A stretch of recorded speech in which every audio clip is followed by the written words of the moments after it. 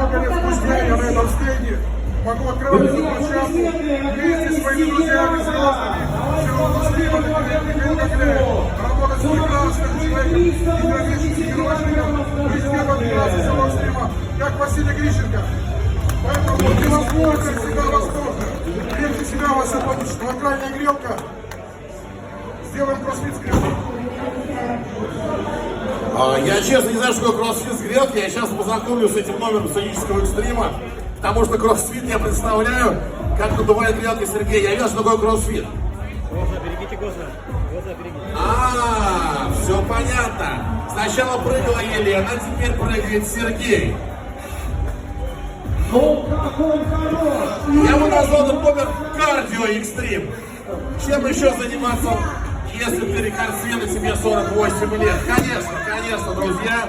И вот так Сергей Акаджанян уничтожает очередную грелку.